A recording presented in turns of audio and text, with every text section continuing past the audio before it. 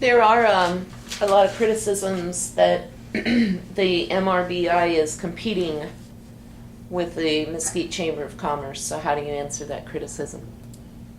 I don't see how that is. Number one, we're working real hard. We have shared board members. We're not approaching their members. We're in fact bringing projects to them. We think it's pretty important for the chamber to be effective. One of the things that we talked about in the formation process was some role clarity of organizations in town. And we hoped that the chamber would emerge as the entity that did work with existing companies, and especially with retail, because we didn't define that as our mission.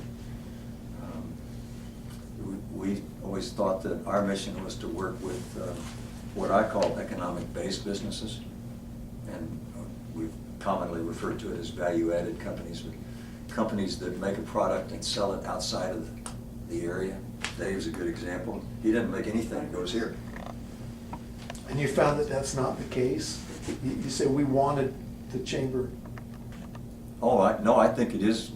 Okay. It is increasingly the case, I believe, Right. from what I see talking with Vicki and Ken. I don't really think the chamber has pursued bringing business here. Probably not. I've been kind of involved with the chamber for a while. I don't think that's ever been their job, I mean, Right. to me. Mhm. So, to me, they should maintain what is here, take Right. care of what is here, and when the businesses come in, nurture them and help them through the process of everything. That's where I see the chamber. I don't see the chamber, I've never known the chamber to actually go outside of Mesquite Mhm. to obtain businesses. Right. I could be wrong, but You know, I think their mission is to support and retain existing businesses. Correct. Yeah, so I don't see that That's why as we're truly a complementary. conflict. And we're not a membership organization That's either. real on that, which we're not membership. We have members paying dues. Yeah, one of the I think that's an things. important point, that we're not a membership organization like the chamber is. We had a philosophical discussion early on about whether we would have board members and members of our organization who would pay to play. That was the term that we used. And we decided that we wouldn't do that. Why? Why is that? We felt like, and you guys help me out here. It's a connotation of special favors or something. If you've got money, put money into it, then you're gonna get some special favor. And I think that was the big failing of the NDA for years. You had certain people on the board that put a lot of money into it, so when somebody walked in the door, they'd say, oh, I like that guy, and they'd cherry pick him out, and he never got into the system. They held him privately, and we're trying to be very, extremely sensitive and supportive of all the businesses that are here to spread it around. And George, you might want to elaborate on the people that have come here when we don't have a building. We've engaged contractors to supply bids on some of these projects where the buildings don't exist. So we go out openly solicit, we give them multiple presentations from multiple people that want to participate. Is it local contractors? Local, absolutely. Local. Absolutely. So, I mean, we're trying to involve, for instance, I don't want to jump ahead, George, but we just engaged our accounting into things from local people. Right. So, so we're trying to keep everything, have everybody participate, but I don't want to step, but the real estate and getting everybody involved is very, very, and me anyhow, and it's been the board's very important to make sure that we have participation, we don't favor anybody. Exactly. And in a lot of cases, it's not favoritism. If somebody doesn't respond, we don't go chasing, but.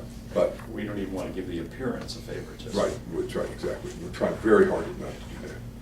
The other criticism that you've received is that your books are not open for public inspections, even though ultimately you are using public funds to finance this. Nobody's asked us.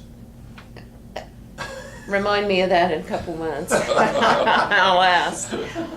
But I do notice that, well, I just want to point out because, I've heard that criticism quite often that your books are very closed and, not open to the public. But I'm reading here under the IRS guidelines for a 501c6, which you are, Right. says that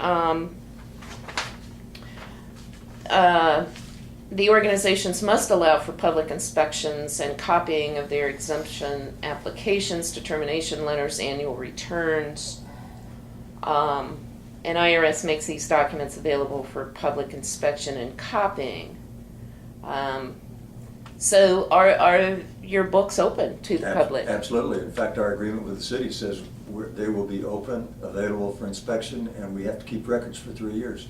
And audited, it has to be And audited, and all of our stuff has to be audited. Yeah. Is that audited as part of the city funds or a separate audit? Separate audit. Separate audit. That's Okay. why we went to an outside contractor. And anybody that's looking for open books, right now, we haven't received anything from the city. This has all been done without the city funds, so. What is the 20,000? Wasn't that part of the city funds? They Right. just came in. We just Oh, got that, okay, we but just that's got part that of in the your- last few days. Yeah, I Right. think it Furniture got and to all the that. account Thursday or something. Yeah, I believe so, yeah. Dan's donating the furnishing, so I mean, with the building, the Nevada,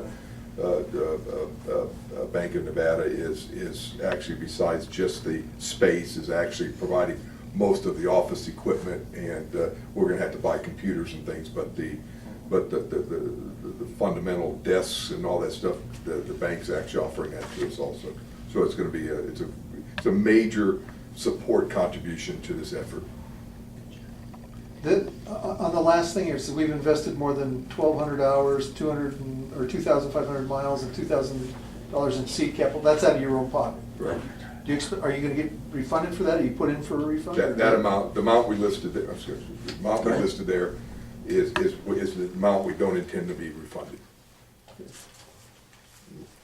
Some of that we do intend to get. Well, there's some others, the money I told you was above and beyond, there's some, yes, there's some big dollars, but there's some big dollar stuff, not to make it, I mean, when we go out and buy computers, there's gonna be $10,000 worth of purchases for computers.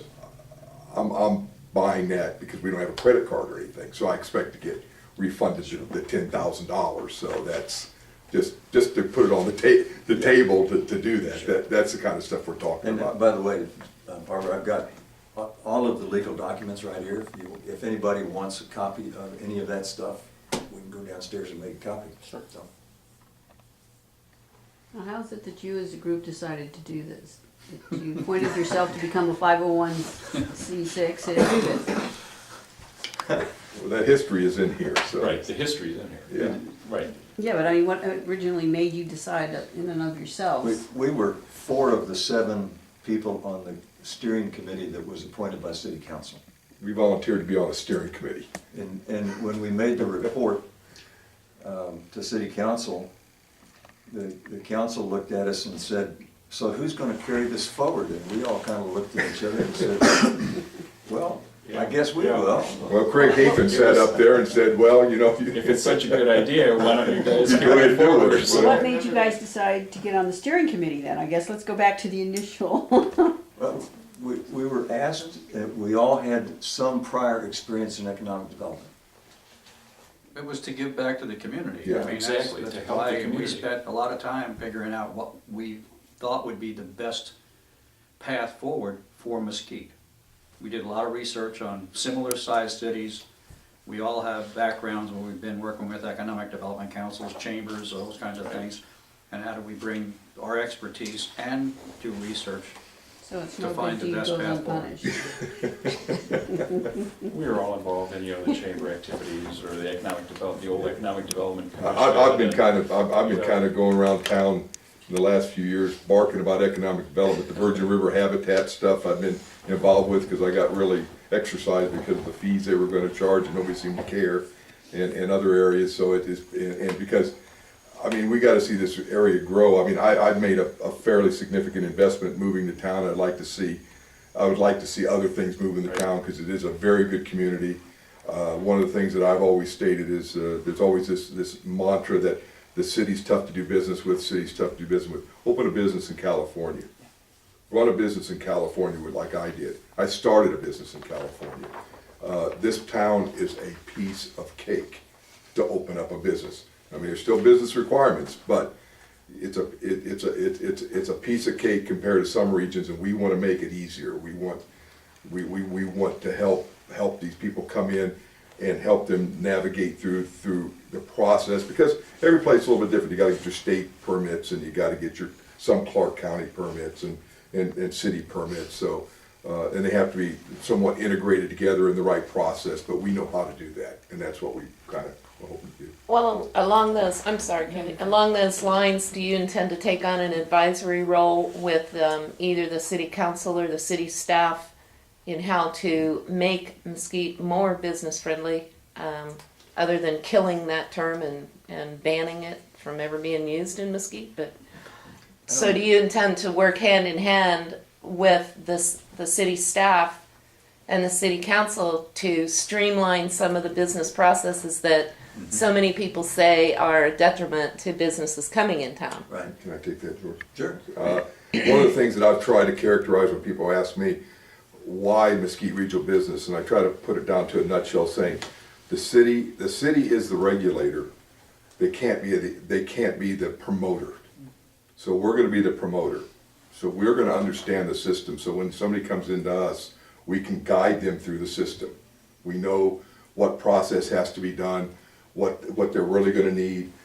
And again, part of it is the qualifications. Are they a viable company? Can they really, are they somebody that can really do this, qualify them before we take it in front of the city and do all this work with the city? If they want to go around us and do it independently of us, the city's not going to force them to work with us. I mean, it's by choice. We had asked earlier if we could meet with Kurt Sawyer, and then all that transition took place. So we're going to schedule a meeting with Richard and make that relationship. I've worked with Laura Woolsey, both when I did the incorporation and the business license for Mrbi, but last week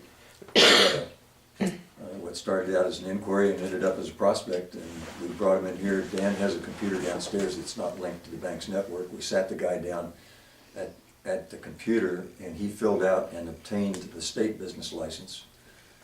I called Laura, it was about 20 minutes to 11, something, or 20 minutes to 12, something like that, and said, when do you go to lunch? And she said, well, normally noon, what's going on? And I said, well, we got this guy here, he needs a city business license, he's just done the state license. She said, oh, come on in, I'll just wait on you. So we went in. She didn't get to lunch till about 1:45, but he walked out with his license and an agreement that within 2 days they would inspect the property and give him his sign off on the tenant improvements. So that seemed pretty reasonable to me. I appreciate what everybody's doing here, because I truly believe in Mesquite. And I think because we've all, or everybody, has gotten burned by a few entities that have tried to come in and for one reason or the other, putting blame nowhere, but I think everybody's a little bit gun shy to hope that this can just happen. So I wish you good luck on it, and I just hope that you all do your due diligence before bringing everything and getting everybody all revved up, putting magazine articles in and things, and then, having to do a retraction or whatever. Yeah. So all I'm asking is please do your due diligence in making sure that it's right for Mesquite, it's right for them, for the business, and that they've got their funding and all their ducks are in a row. Yes. So Yeah. that's all I ask.